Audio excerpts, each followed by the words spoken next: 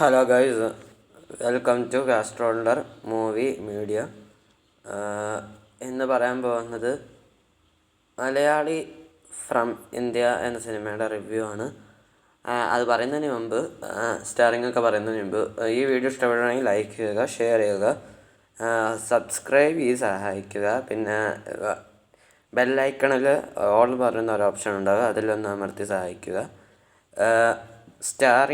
ഈ പടത്തിൽ സ്റ്റാറിങ് വെച്ച് നോക്കുമ്പോൾ നിവിൻ പോളി ഉണ്ട്, ധ്യാൻ ശ്രീനിവാസൻ, പിന്നെ ഒരു പാകിസ്ഥാനിക്കാരനുണ്ട്, ശരിക്കുള്ള പേര് എനിക്ക് അറിഞ്ഞൂടാ. പിന്നെ ഒരു പാകിസ്ഥാനി കൊച്ചുണ്ട്, അവരുടെ പേര് എനിക്ക് അറിഞ്ഞൂടാ. അവരുടെ പേര് ശരിക്കും ഇവർ രണ്ടുപേരും പാകിസ്ഥാനീസ് ആണോ എന്ന് എനിക്ക് അറിഞ്ഞൂടാ. അത് അവരുടെ പേരറിയാമെങ്കിൽ ഒന്ന് കമൻറ്റ് ചെയ്യണം. പിന്നെ അനശ്വരയുണ്ട്, പിന്നെ സലീം കുമാർ, മഞ്ജു പിള്ള, പിന്നെ ഫെമിൻ ജോർജ് ആണോ എന്ന് സംശയമുണ്ട്. പേര് അറിയില്ല, ജോർജ് എന്നായിരിക്കും തോന്നുന്നു. പിന്നെ അശ്വിൻ ജോസ്, അജയ് കുമാർ, പിന്നെ ആരൊക്കെയോ ഉണ്ട്. പിന്നെ ഒരു ആഫ്രിക്കൻ, ശരി ആഫ്രിക്കൻ ആണോ പറഞ്ഞോടാ.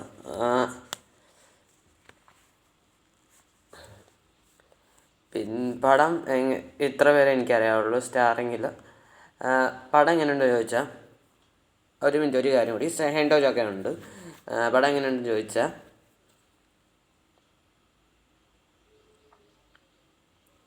It's A super movie. ഇരുന്ന് കാണാൻ പറ്റിയൊരു പടമാണ്. This is directed by Dijo Jose Antony from Dijo Jose Antony നിങ്ങൾക്ക് എല്ലാവർക്കും അറിയാം, എന്നാലും ഞാൻ പറയാം. From the directors of Queen. പിന്നെ നമ്മുടെ പൃഥ്വിരാജേട്ടൻ്റെ, ഞാനൊരു രാജേട്ടൻ ഫാനാണ്, എന്നാലും എനിക്കിഷ്ടമല്ലാത്ത പടങ്ങളുണ്ട്. ഇപ്പോൾ ബ്രദേഴ്സ് ഡേ എനിക്കിഷ്ടമല്ല. പിന്നെ ഗോൾഡ് എന്ന് പറഞ്ഞ ഒരു കച്ചറ പടം ഇറക്കിയിരുന്നു, അതും എനിക്ക് അത്ര ഇഷ്ടപ്പെട്ടിട്ടില്ല. അതിനുശേഷം ഒരുപാട് പടങ്ങൾ ഹിറ്റായി രാജേട്ടൻ്റെ. ഇപ്പോൾ സലാറാണെങ്കിലും, പിന്നെ പറഞ്ഞു ജനഗണമന, കടുവ, കാപ്പയിൽ ക്ലൈമാക്സ് മാത്രമേ ഇഷ്ടപ്പെടാൻ തരുന്നുള്ളൂ. എന്നാലും പടം നല്ലതായിരുന്നു. ക്ലൈമാക്സ് ഒന്ന് മാറ്റി പിടിച്ച്, അങ്ങനെ ക്ലൈമാക്സ് ആവശ്യം ഉണ്ടായിരുന്നില്ല. ഒരു പോസ്റ്റ് ക്രെഡിറ്റ് സീൻ്റെ ആവശ്യം ഉണ്ടായിരുന്നില്ല സിനിമയിൽ. അതുകൊണ്ടാണ് സിനിമ പൊട്ടിയത്. ഇല്ലായിരുന്നെങ്കിൽ ജയിച്ചേനെ. പക്ഷേ നല്ലൊരു പടമായിരുന്നു. പക്ഷേ ആ പോസ്റ്റ് ക്രെഡിറ്റ് സീൻ കാരണം മാത്രം ആ സിനിമ പൊട്ടിയത് എന്നുള്ളത് നിങ്ങൾക്ക് എല്ലാവർക്കും അറിയാമായിരിക്കും. അതിനെക്കുറിച്ച് വളരെ പറയണില്ലടേ.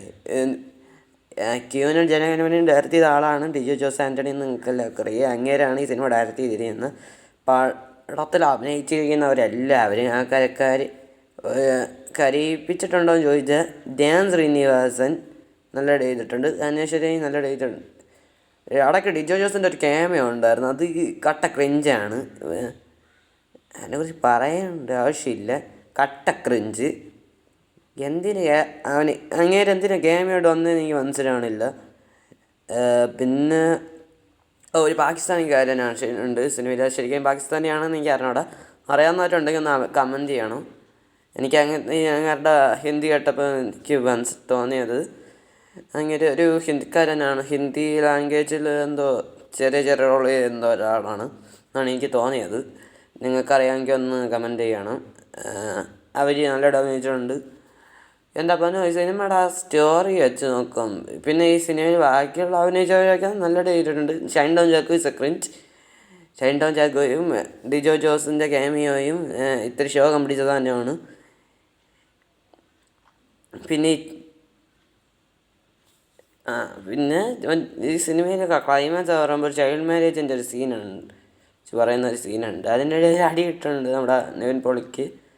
അതിൽ എന്താ സംഭവിച്ചതെന്ന് മറ്റേ പാകിസ്ഥാനി വെച്ച് വന്നിട്ട് ചോദിക്കുമ്പോൾ,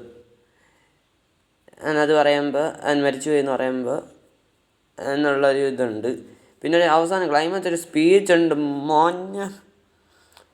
ഗൂസ് പംസാണ് നിങ്ങൾക്ക് ഈ പടം. പിന്നെ ഫസ്റ്റ് ഹാഫ് എങ്ങനെയുണ്ട് ചോദിച്ചാൽ, ഒരു സ്റ്റാർട്ടിങ് എന്തോന്നും ടൈറ്റിൽ സോങ് ഉണ്ടായിരുന്നല്ലോ, എന്തുകൊണ്ട് ഡിസാസ്റ്ററാണ് ഗോപി സൈസ് ഡിസാസ്റ്റർ. എന്തൊരു ഒരു ഊള പാട്ട് ഇറക്കി വെച്ചിട്ടുണ്ടായിരുന്നു കേട്ടോ നമ്മുടെ ജെക്സ് ബിജോയാണ് ഈ സിനിമയുടെ മ്യൂസിക് ചെയ്ത് വെച്ചിട്ടുണ്ട്. ആ പാട്ടിൻ്റെ ആവശ്യം ഉണ്ടായിരുന്നില്ല. പിന്നെ ഈ ഈ സിനിമയിൽ ഇലക്ഷൻ നടക്കുന്ന സീനുകളിൽ ഒരു ആവശ്യമില്ലാത്തൊരു പാട്ട് കയറ്റി വെച്ച്. അതെന്തിനെന്ന് അതും എനിക്ക് മനസ്സിലായിട്ടില്ല. അതെന്തിന് കയറ്റി വെച്ച്? അവിടെ പാട്ടിൻ്റെ ആവശ്യമൊന്നും ഉണ്ടായിരുന്നില്ല കേട്ടോ. സൈഡ് ഇലക്ഷൻ പ്രചാരണത്തിന് പോകുമ്പോൾ പാട്ട് വയ്ക്കണോടാ. ആരാടെ ഇതൊക്കെ വെള്ളി 3 തൊട്ട് ട്രെൻഡ് സെറ്റാക്കി കിടക്കണതാണല്ലേ ഇത്. എന്തോന്ന് ഫസ്റ്റ് ലെവൽ അതൊരു ക്രഞ്ചായിരുന്നു. പിന്നെ ടൈറ്റിൽ സോങ് കേട്ട ക്രഞ്ച്. പിന്നെ ആ സ്റ്റോറിയിലോട്ട് അടക്കുമ്പോൾ ഇറ്റ്സ് ഗുഡ്, നല്ലതായിട്ട് വന്നിട്ടുണ്ട്. പിന്നെ സെക്കൻഡ് ഹാഫ് കൊള്ളാം, വേറെ ലെവലായിട്ട് ചെയ്തിട്ടുണ്ട്. മറ്റേ ഫെമിൻ ജോർജാന്ന് തോന്നുന്നു കേട്ടോ, നമ്മുടെ നിവിൻ പോളിയുടെ അനിയത്തിയുടെ ഞാൻ ചെയ്യണത് ഫെമിൻ ജോർജാന്ന് തോന്നുന്നു. എനിക്ക് അറിഞ്ഞൂടാ, നിങ്ങൾക്ക് അറിയാമെങ്കിൽ ഒന്ന് കമൻറ്റ് ചെയ്തേക്കണം. പിന്നെ മഞ്ജു ചേച്ചി നിങ്ങൾക്ക് അറിയാതിരിക്കട്ടെ, അത് നമ്മുടെ ജയ് ജയ് ഹേയിൽ ജയ ഹേ ആ സിനിമയിൽ വന്ന അവസാനം ഒരു ഗെയിമായിട്ട് വന്നിരുന്നു. അവർ നല്ല ഡോമിനേറ്റഡ് ഉണ്ട്. ഞാൻ ഇന്നലെ സോണി ലൈവിൽ വന്നു എന്ന് അറിഞ്ഞപ്പോൾ ഞാൻ ഇന്നലെ ടെലിഗ്രാമിൽ ഡൗൺലോഡ് ചെയ്ത് വെച്ചിരുന്നു. പക്ഷേ ഇന്ന് കണ്ടത് എനിക്കത് സോണി ലൈവ് ഇല്ല കേട്ടോ. അതുകൊണ്ടാണ് ഇതൊക്കെ പിശുകളുണ്ടോന്നൊന്നും പറയരുത് പ്ലീസാ. പിന്നെ ഈ സിനിമയുടെ സ്റ്റോറി വെച്ച് നോക്കുമ്പോൾ സാധാ ജാതി മത പ്രശ്നം ഫസ്റ്റ് ഹാഫ് പ്രശ്നമാണ് കാണിക്കണത്. പിന്നെ സെക്കൻഡ് ഹാഫിൽ ലോക്ക്ഡൗണും പിന്നെ കുറച്ച് ആടുജീവിതം, പകുതി ആടുജീവിതം പകുതി പിക്കറ്റ് 43 എന്നൊരു സിനിമയുണ്ട്. നിങ്ങൾക്കറിയായിരിക്കും. ഇവിടെ മലയാളത്തിൽ ഇറങ്ങിയ പടം തന്നെയാണ്. നമ്മുടെ രാജേട്ടനും ജാവേദ് ജഫ്രി എന്ന് പറയുന്ന ഒരു ഹിന്ദി നടനോട് ഒരുമിച്ച് അഭിനയിച്ചൊരു സിനിമയാണ്. അതിനിട്ട് ഒരുപാടെണ്ണം നെഗറ്റീവും പറഞ്ഞിട്ടുണ്ട്, ചിലവർ പോസിറ്റീവും പറഞ്ഞിട്ടുണ്ട്. കൂടാതെ നെഗറ്റീവ് ആണെന്ന് തോന്നുന്നു, എനിക്ക് അറിഞ്ഞു കേട്ടോ. പടം എനിക്ക് അത്ര ഇഷ്ടപ്പെട്ട സിനിമയാണ്. ആ സിനിമയിൽ ഒരു സീൻ ഇതിൽ കോപ്പി അടിച്ചിട്ടുണ്ട്. എന്താണെന്ന് വെച്ചാൽ സീൻ കോപ്പി അടിച്ചിട്ടുണ്ട് എന്ന് പറയാൻ പറ്റുമെന്ന് എനിക്ക് അറിഞ്ഞൂടാ. എന്നാലും ഒരു മരിക്കുന്നൊരു സീനുണ്ട്. മീൻസ് ആ പാകിസ്ഥാനിക്കാരും ചാകുന്ന സീൻ ഈ സിനിമയിൽ പാകിസ്ഥാനിക്കാരും ശരിക്കും പാകിസ്ഥാനിയാണോ എനിക്ക് അറിഞ്ഞൂടാ. അങ്ങേര് മരിക്കുന്ന സീനിൽ ഒരു ഇമോഷണലുണ്ട് മോനെ. അങ്ങേര് എന്താ പൊന്നെ അങ്ങനെ സ്കോർ ചെയ്തിരിക്കുകയാണ് സീനിൽ. അങ്ങേര് സിനിമയിൽ ഏറ്റവും മെയിൻ ക്യാരക്ടർ എന്ന് എനിക്ക് തോന്നിയത് ആ പാകിസ്ഥാനിക്കാരനാണ്. നിവിൻ പോളിയാണ്. ധ്യാന് ലീഡ് ക്യാരക്ടർ ആണോ എന്ന് ചോദിച്ചാൽ എനിക്ക് മനസ്സിലാണില്ല. ചെറിയ റോളായിട്ടാണ് ഫീൽ ചെയ്തത്. വല്ല ഇമ്പോർട്ടൻസ് ഒന്നും ഇല്ലാത്ത ഒരു ശശിയായിട്ടുള്ളൊരു ഫ്രണ്ടായിട്ടാണ് നിവിൻ പോളിക്ക് ഒരു ശശിയായിട്ടുള്ളൊരു ഫ്രണ്ടായിട്ടാണ് വന്നിരിക്കണമെന്ന് തോന്നിയിരിക്കണം. പിന്നെ അനശ്വരയ്ക്ക് വല്ല സ്ക്രീൻ പ്രസൻസ് ഇല്ല. ഫസ്റ്റ് ഹാഫിൽ ഇത്രയെങ്കിലും ഉണ്ടെങ്കിൽ സെക്കൻഡ് ഹാഫിൽ അത്ര പോലും ഇല്ല. അയ്യോ സോറി. ഡിജോ ജോസിൻ്റെ ഇനി അടുത്ത് വരാൻ പോകണം ജനഗണമന 2 ആണോ ഇല്ലെങ്കിൽ ദശമൂലം സ്റ്റാൻഡ് അലോൺ മൂവി ആണോ ഇല്ലെങ്കിൽ മറ്റേ പള്ളിച്ചട്ടമ്പി ആണോ എന്ന് എനിക്ക് അറിഞ്ഞൂടാ. ഇനി അല്ലെങ്കിൽ ഈ സിനിമയ്ക്ക് സെക്കൻഡ് പാർട്ട് ഉണ്ടോ എന്ന് എനിക്ക് അറിഞ്ഞൂടാ. സെക്കൻഡ് പാർട്ട് ഉള്ളതായിട്ട് തോന്നുന്നില്ല.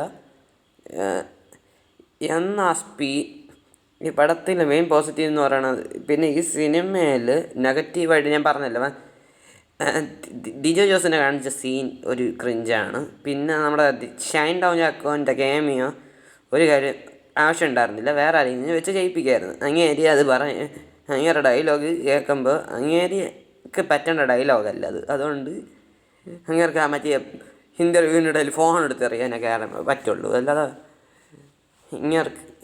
ഇങ്ങേർക്ക് വേണമെങ്കിൽ നമ്മുടെ ഇയാൾ ഒരുപാട് പറഞ്ഞിരുന്നല്ലേ ഇതിഹാസ പോലത്തെ വല്ല റോളും ചെയ്യും പടത്തിൽ ചാൻസും കൊടുത്ത അങ്ങേര് നല്ല എടുപ്പാക്കും. പക്ഷെ ഇതിൽ ഗെയിമായിട്ടെന്ന് പറഞ്ഞിട്ട് എന്തിനു കയറ്റി വെച്ചതെന്ന് എനിക്കൊന്നും അറിയാൻ പോലും ഇല്ല. പക്ഷേ ഈ പടം ഡയറക്ടർ ബില്യൻസാണ്. ആൻഡ് ദിസ് ഈസ് ഓൺ ഒരു മിനിറ്റ് കഥ ഷാരിസാണ്, ഷാരിസ് മുഹമ്മദ്. നമ്മുടെ ജനഗണമനയാണെങ്കിലും ക്യൂനാണെങ്കിലും രണ്ടിൻ്റെ സ്റ്റോറി ചെയ്തിരിക്കുന്ന അങ്ങേരം കേട്ടോ. സൂപ്പർബ് എത്ര വേണമെങ്കിൽ പറയാം. ഈ പടം ഗൂസ് ബംസ് ആണ്. ഫസ്റ്റ് ഹാഫിൽ സ്റ്റാർട്ട് ചെയ്യുമ്പോൾ ഒരു എത്രയെന്ന് അറിയില്ല, ഒരു 35 അല്ലെങ്കിൽ 30 മിനിറ്റ് ഒക്കെ ഒരു ശോകം പിടിച്ച സിനിമയാണ്. എന്നാൽ അത് കഴിഞ്ഞ പടം വേറെ ലെവലാണ്. ഇപ്പോൾ ഹനുമാൻ സിനിമ നോക്കുമ്പോൾ 45 മിനിറ്റ് എന്തുപോള പടം എന്ന് ചോദിച്ചാൽ ഞാൻ തിയേറ്ററിൽ നിന്ന് ഇറങ്ങി ഓടേണ്ടതായിരുന്നു. അമ്മ ദേഷ്യം പിടിച്ച് കടന്ന സമയത്താണ് ആ സിനിമ സ്റ്റോറിയിലോട്ട് കടന്നത്. അത് അതിൻ്റെ കുറച്ച് ഇവിടെ പറയണില്ല, അത് ഗൂസ്ബംസിലോട്ട് കയറിയത് ആ സിനിമ. അതേപോലെ ഇതിൽ 30 മിനിറ്റ്, അത് 30 മിനിറ്റ് ഒന്നും എനിക്ക് ദേഷ്യം കയറിയിട്ട് ഫോൺ എടുത്ത് ഓഫാക്കി വെച്ചാലോന്ന് വിചാരിച്ചതാണ്, വേറെ സിനിമ ഉണ്ടാവില്ലെന്ന് വിചാരിച്ചതാണ്. പക്ഷെ അത് കഴിഞ്ഞപ്പോൾ സ്റ്റോറിയിലോട്ട് കിടന്നപ്പോൾ നല്ല ചെയ്തിട്ടുണ്ട്. പിന്നെ നിങ്ങൾ ഈ പിക്കറ്റ് 43 എന്തിനെ കളിയാക്കണമെന്ന് എനിക്ക് മനസ്സിലാണില്ല. എന്ത് ഇന്ത്യയും പാകിസ്ഥാനായിട്ട് യുദ്ധം നടത്തിയാൽ നിങ്ങൾക്ക് സന്തോഷം വരുള്ള?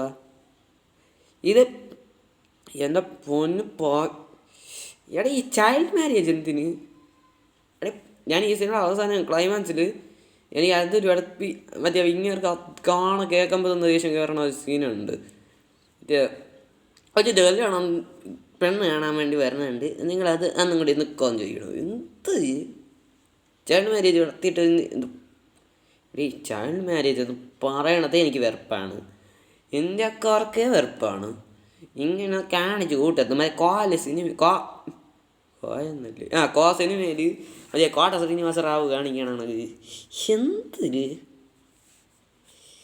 അയാൾക്കിട്ട് പണി കിട്ടുന്നുണ്ട്. ഇതിനൊക്കെ ഈ പടം കോൺട്രവേഴ്സി ആവുമെന്ന് എനിക്ക് അറിഞ്ഞൂടാ. എന്നാലും പടം വേറെ ലെവലാണ്. എനിക്ക് പടം ഇഷ്ടപ്പെട്ടു. നിങ്ങൾക്ക് ഇഷ്ടപ്പെട്ടെങ്കിൽ അഭിപ്രായങ്ങൾ പറയുക. പിന്നെ ഈ വീഡിയോ ഇഷ്ടപ്പെട്ടെങ്കിൽ ലൈക്ക് ചെയ്യുക, ഷെയർ ചെയ്യുക, സബ്സ്ക്രൈബ് ചെയ്യുക.